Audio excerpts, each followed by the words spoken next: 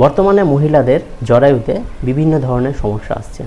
Fibroid, cyst, tumour এগুলো যেন তাদের একটি কমন সমস্যা হয়ে দাঁড়িয়েছে।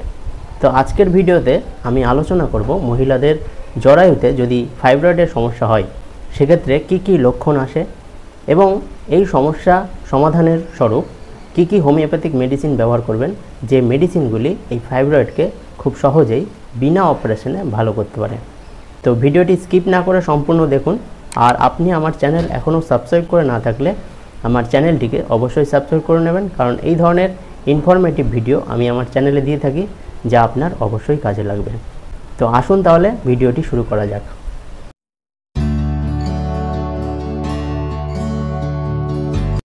টিউমার সম্পর্কে আমি এর আগের ভিডিওতে আলোচনা করেছি। তো টিউমার মূলত দুই ধরনের হয়। একটি হলো ম্যালিগনেন্ট টিউমার, যেটাকে আমরা বলি দোষযুক্ত টিউমার। এই টিউমার থেকেই কিন্তু ক্যান্সার গ্রোথ হওয়ার সম্ভাবনা থাকে। আরেকটি টিউমার হলো বেনাইন টিউমার বা ইনোসেন্ট টিউমার, যাকে বলা হয় দোষশূন্য টিউমার। তো এই টিউমারে 99% ক্যান্সার হওয়ার সম্ভাবনা থাকে না বললেই চলে। তো জরায়ুতে এই দুই ধরনের টিউমারই কিন্তু হতে পারে। তো এই ক্ষেত্রে যদি আপনার ফাইব্রয়েডের সমস্যা হয়, এই ফাইব্রয়েড কিন্তু বেশিরভাগ ক্ষেত্রেই বেনাইন টিউমার, অর্থাৎ দোষশূন্য টিউমার বা ইনোসেন্ট টিউমার। এর মধ্যে ম্যালিগনেন্ট অর্থাৎ যে আমাদের যে মাংসর যে গ্রোথ সেটি কিন্তু থাকে না বললেই চলে। বেশিরভাগ ক্ষেত্রে এক ধরনের ফ্যাটি টিস্যু জমাট বাঁধে এবং সেই ফ্যাটি টিস্যুটাই টিউমারের রূপ ধারণ করে, যাকে আমরা বলি ফাইব্রয়েড।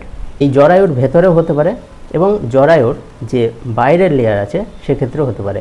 যখন বাইরের লেয়ারে হয় এই ফাইব্রয়েড, তখন সেই ধরনের সিনড্রোম কিন্তু আসে না এবং মহিলারা যখন আল্ট্রাসাউন্ড করেন তখন সেটা ধরা পড়ে। আর যদি জরায়ুর ভেতরে এই টিউমার বা ফাইব্রয়েডের সমস্যা হয়, সেক্ষেত্রে দেখা যায় এই ফাইব্রয়েড যত বড় হয় সমস্যা তত গ্রোথ হতে থাকে। দেখা যায় তাদের পিরিয়ডস ইরেগুলার হয়ে যায়, পিরিয়ডস অনেক সময় বন্ধ হয়ে যায়, অনেক সময় পিরিয়ডস যখন চলে তখন প্রচুর পরিমাণে তাদের ব্যথা হয়, একটা কালো রক্ত তাদের আসতে থাকে পিরিয়ডসের সময়। অনেকের দেখা যাচ্ছে যে খুবই সিভিয়ার পেন, একবারে চরম ব্যথা, মানে সহ্য করার মতো ব্যথা নয়, এরকম ব্যথা হয়। কারোর ক্ষেত্রে দেখা যায় যে হোয়াইট ডিসচার্জ হতে থাকে কন্টিনিউ, একটা ইনফেকশন মনে হচ্ছে কন্টিনিউ তার ভ্যাজাইনাল এরিয়াতে লেগেই আছে।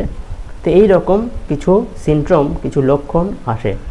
তো এর সাথে সাথে ব্যথাটা কিন্তু একটা কমন ব্যাপার থাকে। তো এই ফাইব্রয়েড অনেক ক্ষেত্রে এটাকে অপারেশনের মাধ্যমে ভালো করা হয়। কিছু হোমিওপ্যাথিক মেডিসিন আছে যা আপনার এই ফাইব্রয়েডের সমস্যাকে খুব সুন্দরভাবে ঠিক করতে পারে, ফাইব্রয়েডগুলোকে ধীরে ধীরে ধীরে ধীরে মেল্ট করে দিতে পারে এবং এই জরায়ুর সমস্যাও কিন্তু সেই সাথে ঠিক হয়ে যায়। তো এই ফাইব্রয়েডের সমস্যা তখনই হয় যখন আপনার জরায়ুর যে পেশি আছে সেই পেশিগুলো যখন উইক হয়ে যায়, দুর্বল হয়ে যায়। আপনার জরায়ু বা আপনার ওভারি বা ফলিপিয়ান টিউব বা সার্ভিক্স এইগুলোতে যখন ক্রমাগত কোনো ইনফেকশন হয়, আপনার বিভিন্ন ধরনের ডিসচার্জ যখন বেরোতে থাকে, তখন কিন্তু এই ফাইব্রয়েডের সমস্যা কিন্তু ওভারগ্রোথ হয়। এর পাশাপাশি যদি আপনি একটা সিডেন্টারি লাইফ লিড করেন, আপনার যদি লাইফস্টাইল যদি ভালো থাকে না, অর্থাৎ দেখা যাচ্ছে যে আপনি এটা ওটা বিভিন্ন ধরনের কেমিক্যাল জাতীয় খাবার ফুড গ্রহণ করছেন, আপনার শোবার ঠিক নেই, খাওয়া দাওয়ার ঠিক নেই, টাইম টেবিল ঠিক নেই, তখন কিন্তু আপনার এই ধরনের ফাইব্রয়েডের সমস্যা আসতে পারে। তো সমস্যা যখন আছে অবশ্যই তার সমাধান আছে। তো এই ক্ষেত্রে আমি কয়েকটি মেডিসিনের কথা বলবো, যে মেডিসিনগুলি এই ফাইব্রয়েডের সমস্যায় সুন্দরভাবে ব্যবহার হয়, এই ফাইব্রয়েডের সমস্যায় খুব ব্যবহার হয় এবং ফাইব্রয়েডকে অবশ্যই ভালো করে। তো সবকটি মেডিসিন আপনার নেওয়ার দরকার নেই, যে মেডিসিনের সিনড্রোম আপনার সাথে ম্যাচ হবে শুধুমাত্র সেটি গ্রহণ করলেই আপনার সেই ফাইব্রয়েডের সমস্যা খুব দ্রুততার সাথে সমাধান হবে। এই সমস্যার প্রথম মেডিসিন ক্যালকেরিয়া আয়োড। তো এই ক্যালকেরিয়া আয়োডের মহিলাদের একটা ক্যালকেরিয়ার যে সিনড্রোম অর্থাৎ যে মোটা ভাব সেটি থাকে, আর আয়োডের যে সিনড্রোম অর্থাৎ তার একটা খিদে লাগার ভাব। শরীরের মধ্যে যখন আমাদের খুবই ইনফেকশন থাকে, যদি কোনো ইনফেকশন থাকে শরীরের মধ্যে, সে ডায়াবেটিক্যাল ইনফেকশন হোক বা কোনো কোষের ইনফেকশন হোক, যদি শরীরের মধ্যে কোনো ইনফেকশন থাকে সেক্ষেত্রে কিন্তু আমরা খিদে সহ্য করতে পারি না। তো এই আয়োডেও কিন্তু খিদে সহ্য করার প্রবণতা থাকে না, অর্থাৎ তাদের খিদে পেলে মনে হচ্ছে খেতেই হবে। তো এই রকম একটি কন্ডিশন থাকে। তার সাথে সাথে এই ক্যালকেরিয়ার যে সিনড্রোম দেখা যাচ্ছে যে খুব সহজেই তাদের ঠান্ডা লাগে এবং তারা একটু মোটা প্রকৃতির হয়ে থাকে। তো এই রকম সিনড্রোমের সাথে যদি আপনার জরায়ুতে ফাইব্রয়েড হয় এবং সেই ফাইব্রয়েড দেখা যাচ্ছে যে বড় হচ্ছে খুব দ্রুততার সাথে, তখন এই মেডিসিনটি ব্যবহার করা হয়। তো এই মেডিসিনটি আপনি 3x পাওয়ারে প্রথমে ব্যবহার করতে পারেন, তারপরে আপনি 30 পাওয়ারে ব্যবহার করতে পারেন।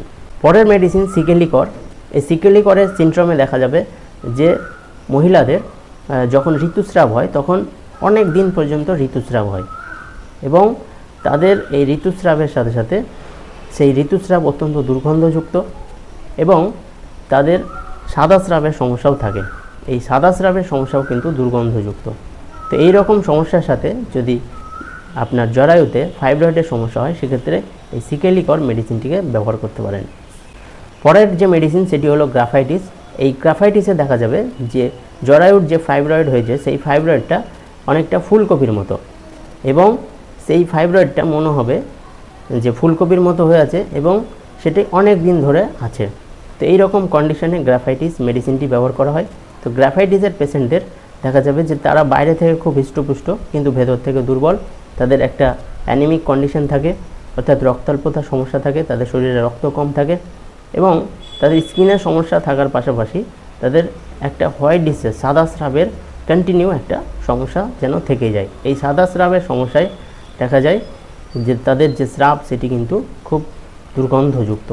তো এই রকম পরিস্থিতিতে গ্রাফাইটিস মেডিসিনটিকে 30 পাওয়ারে ব্যবহার করতে পারেন। পরের মেডিসিন থুজা। আমাদের শরীরে যেখানেই ফুলে যাক না কেন, টিউমার হোক না কেন, এই থুজাকে ব্যবহার করা হয়।